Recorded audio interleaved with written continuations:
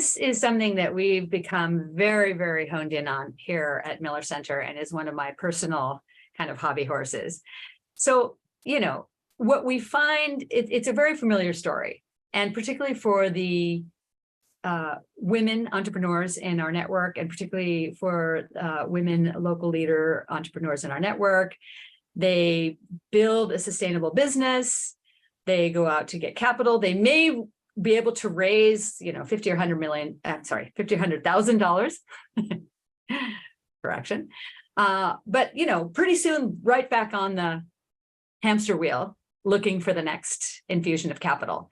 And most of the entrepreneurs that we work with spend something like 70% of their time not finding the right flavor of capital that they really need to grow and scale their impact. Mainly, one of the main reasons for that, there's a number of reasons for that, but what we borrowed the term from Zebras Unite to call these entrepreneurs zebras. So they're, instead of unicorns that have this, spectacular growth and you become $1 billion company with the J-curve growth, most of the entrepreneurs in our network are solid growth organizations that are creating lots of impact, but they don't really have the profile that many of the investors are looking for.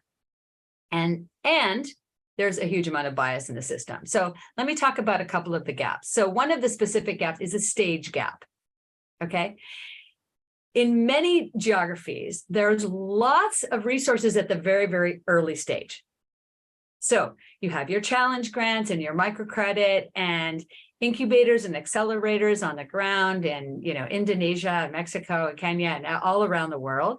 You have the donor projects, you have a fair amount of resources, even within universities, for that, ideation stage or very, very early startup stage. But then again, you get your, like I said, you get your $25,000 or $50,000 challenge grant, and then what? Boom, nothing.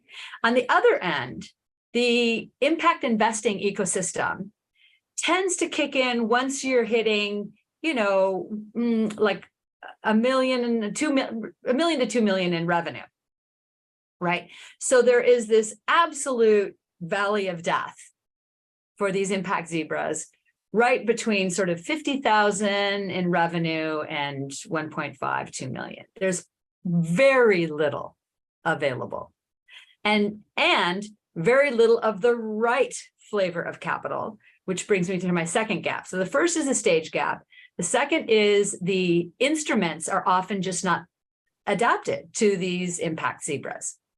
Many, if you look at the impact investing, self-proclaimed impact investing space, where, the Global Impact Investing Network has just told us that there's, $1 trillion of assets under management.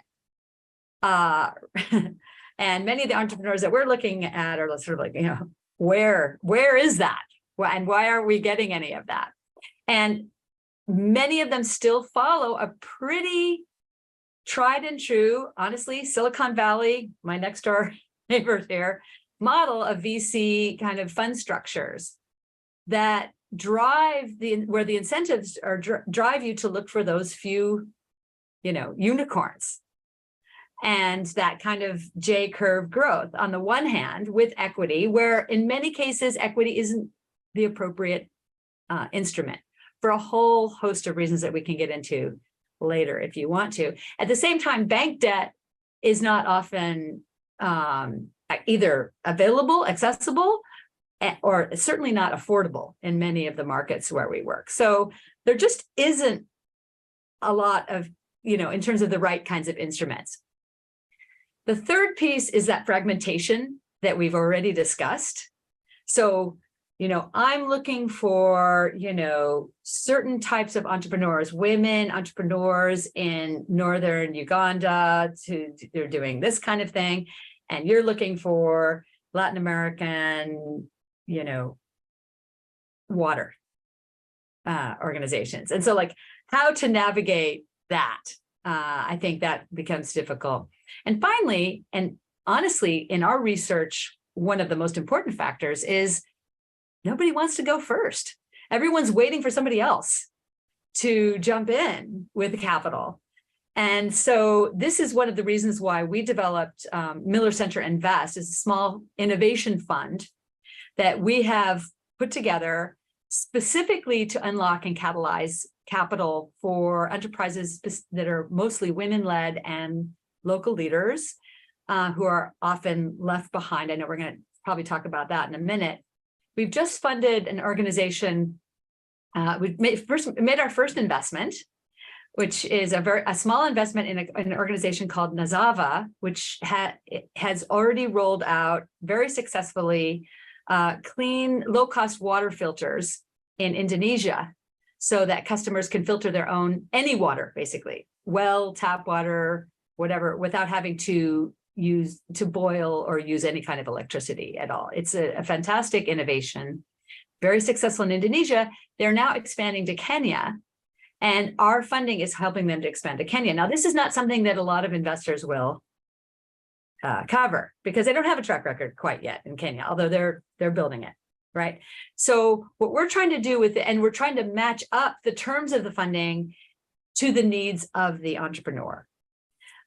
We have another one that we're looking at in Mexico with the mini grid organization that wants to, that already is replicating their model in other countries like Colombia and even in the US with Navajo Nation, where they want to create a kind of a holding company that would then sort of own the different companies. Nobody wants to invest in that, right?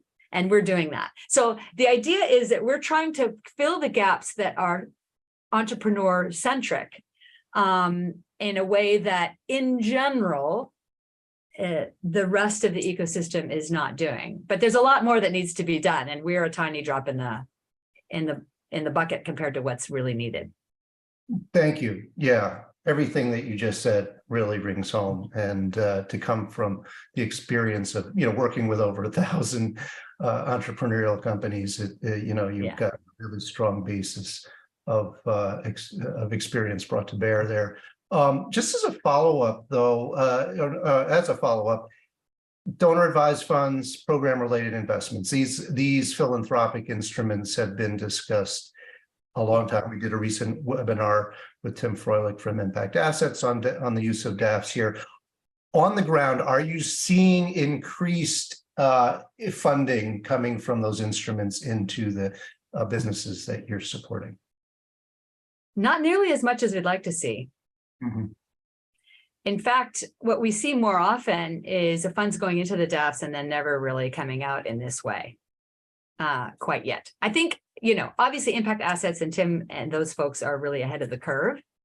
But again, they're pretty small, what we need to do is we really do need to educate more people about the creative use of philanthropic funding. And when we start to do that, it's extremely attractive, right? So people who may have a family foundation, they need to spend 5% of their foundation money every year, and they put their money into DAFs. They have different opportunities to invest. Many of them are not aware that there may be an opportunity. For instance, in the case of our fund, it's capital preservation into the fund for the investors, but we're experimenting with, it's not grants to the entrepreneurs, right? It's actual investments, because what we do eventually want is for these entrepreneurs to be able to tap into the bigger financial market. So what are the pathways that are going to get them there, right? And there are some examples of organizations in our network that have forged kind of an interesting path and tapped into the types of resources that you're talking about. So let me give you an example of All Across Africa. So All Across Africa works with skilled artisans in Uganda, Rwanda, and Ghana, and Tanzania. And they bring these gorgeous handcrafted baskets. Actually, I kind of wish I had one here to show you. They're really very beautiful, to the global market. And when they first participated in our program in 2016, they had just about 1.8 million in revenue. Now they're more than 5 million. So they've grown by 4x. But now today they're the largest artisan employer in Africa, with more than 62 6,200 artisans working in their network, who in turn support about 35,000 people. Now, part of their success is because they were able to access this continuum of capital, right? So they received a grant just out of the box, out of our accelerator, from the Greater Impact Foundation, which then helped them attract and unlock an angel investor in the very next year in the form of equity, but that also came out of family foundation money.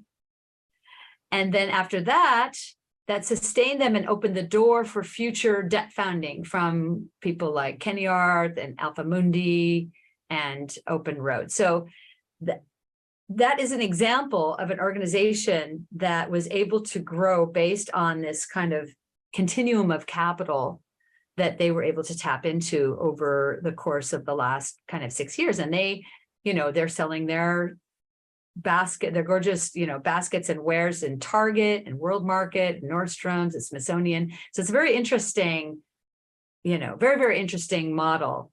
And it shows that it can be done. Now, unfortunately, is it happening at scale? Is it really, growing?